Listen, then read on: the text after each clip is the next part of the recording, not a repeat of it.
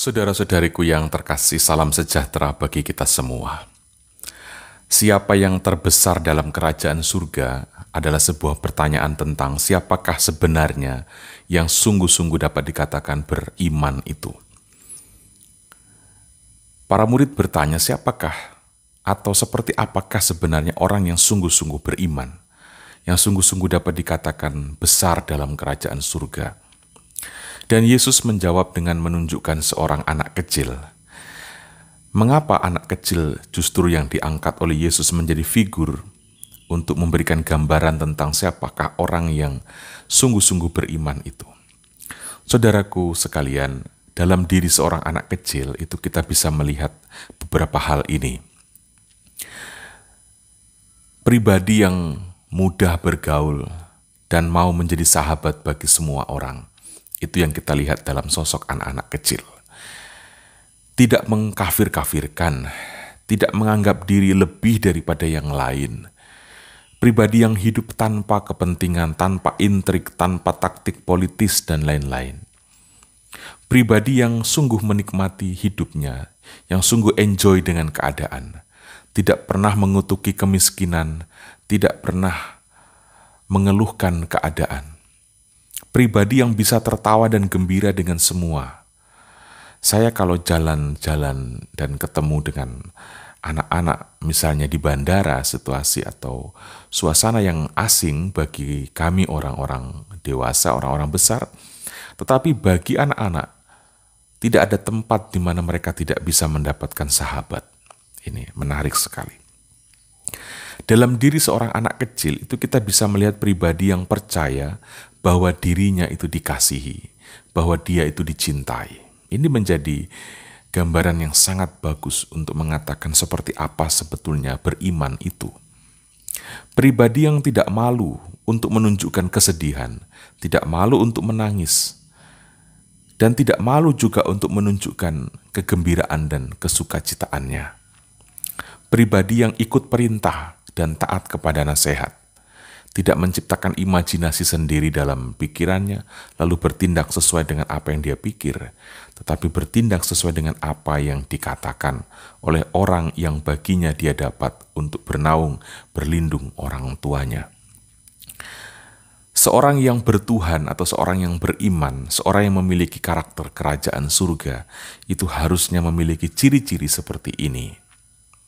Tetapi saudaraku sekalian, kenyataan justru menunjukkan hal yang sebaliknya. Semakin bertuhan, semakin beriman, malah kita menjadi sulit cair, sulit membaur dengan semua orang. Kita malah menjadi seperti istana yang membangun benteng, semakin megah, malah semakin membentengi diri. Semakin bertuhan, semakin beriman, malah semakin menakutkan. Ini juga yang sering terjadi. Semakin bertuhan, semakin beriman, kita malah kelihatan semakin angkuh, semakin pongah.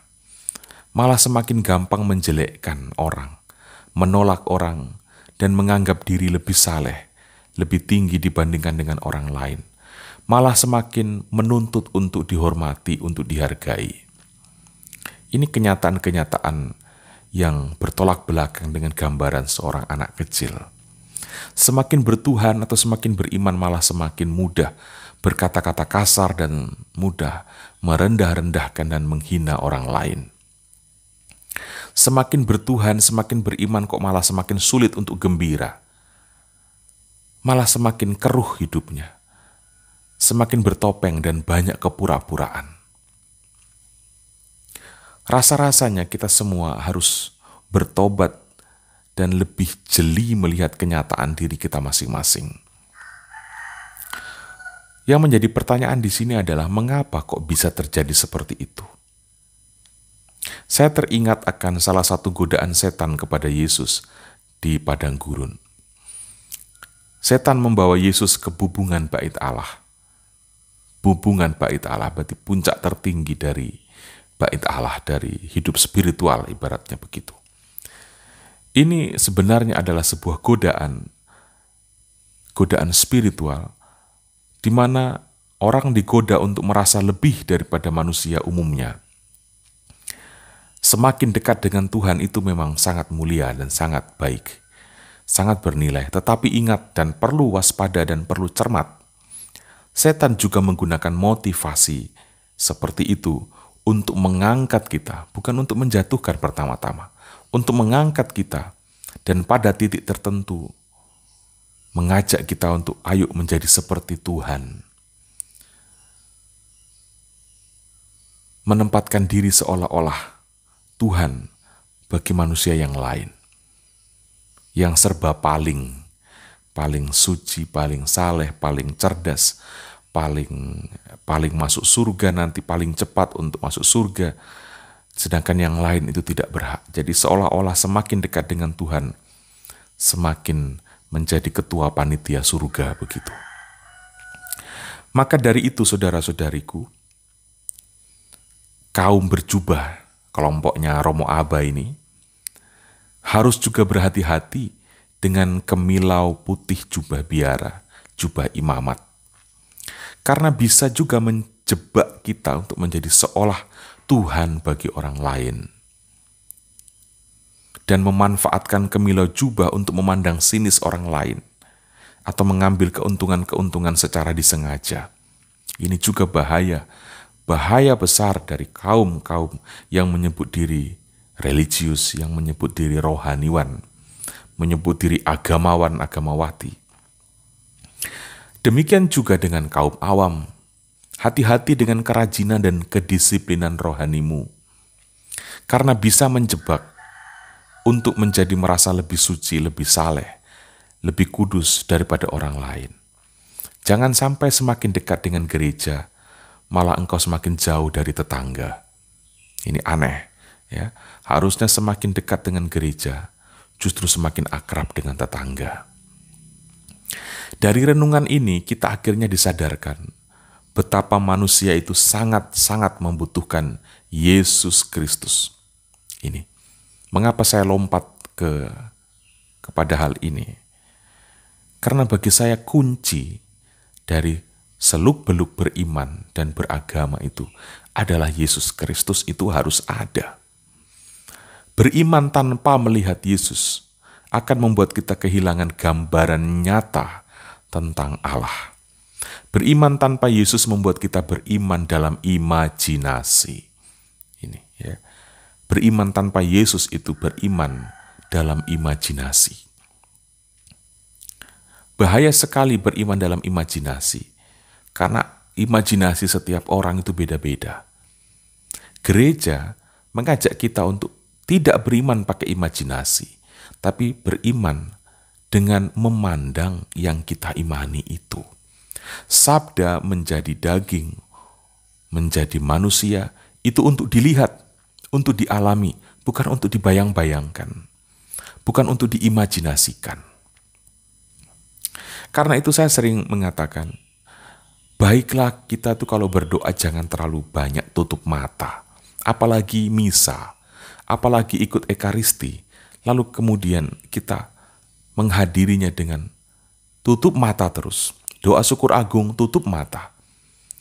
Jangan menikmati ekaristi dalam imajinasi, tetapi hadirlah, penuhlah di situ. Dengan melihat, libatkan semua indera kita. Ya, ini. Kita tidak akan jadi kudus dan jadi saleh dengan tutup mata saat berdoa. Ini. Justru saat kita membuka mata, melihat Yesus yang tersalib, memandang ekaristi, itulah yang memang seharusnya dilakukan. Karena kita dipanggil untuk beribadat, supaya kita melihat Dia. Kita diundang oleh Dia untuk beribadat kepadanya, supaya kita melihat Dia, bukan untuk mengimajinasikannya. Karena itu, mari kita tidak terkurung dalam beriman di dalam gelapnya mata yang tertutup. Saya secara pribadi sering menghimbau umat untuk hal seperti ini. Ketika doa syukur agung, ketika ekaristi, lihatlah tubuh dan darah Kristus ya, yang diangkat oleh imam itu. Inilah tubuhku, inilah darahku. Kata inilah itu berarti mengajak kita untuk melihat Untuk apa imam mengatakan, inilah tubuhku, inilah darahku, tapi umatnya malah tunduk, malah tutup mata, mengimajinasikan Yesus bukan dari altar, tetapi dari yang lain. Itu tidak boleh dilakukan. Jangan berekaristi dengan imajinasi pribadi. Saya jadi mengerti di sini, jangan sampai orang yang dekat dengan gereja tetapi jauh dengan tetangga itu muncul juga karena ekaristi diikuti sambil tutup mata. Dia berekaristi bukan dari altar, tetapi ekaristi dalam imajinasi. Ya. Berekaristilah sesuai dengan apa yang gereja perintahkan, gereja ajarkan. Ya, sekali lagi sadarlah bahwa sabda menjadi daging itu supaya dialami, dilihat, dirasakan, dan bukan untuk diimajinasikan semata. Iman kita itu tumbuh dan hidup berdasarkan apa yang kita lihat, apa yang kita alami, yaitu Yesus Kristus. Berdasarkan apa yang kita dengarkan, yaitu Yesus Kristus. Libatkan semua indera saat berekaristi. Dan jangan beriman sekedar menggunakan imajinasi. Terhadap wejangan ini juga, kalau Anda berkeras hati, itu juga menunjukkan bahwa Anda tidak rendah hati. Gambaran ketidakrendahan juga adalah penolakan untuk menjadi seperti anak kecil. Ya. Banyak orang ketika dinasehati, ketika diberi petua, diberi masukan, dia bertahan dalam argumentasinya sendiri. Dia bertahan dalam apa yang dia bayangkan, apa yang dia pikir benar. Gambaran seperti ini, bagi saya pribadi, itu menolak untuk menjadi seperti anak kecil, yang selalu dengar-dengaran, selalu membuka telinga dan mata untuk mendengar dan menyaksikan apa yang memang harus dilakukan dan tidak. Menaati wejangan-wejangan seperti ini juga merupakan bagian dari membentuk karakter sebagai anak kecil. Beriman tanpa ketaatan, itu bukan beriman. Itu bermain-main dalam hayalan. Saudara-saudariku, Tuhan memberkati kita semua.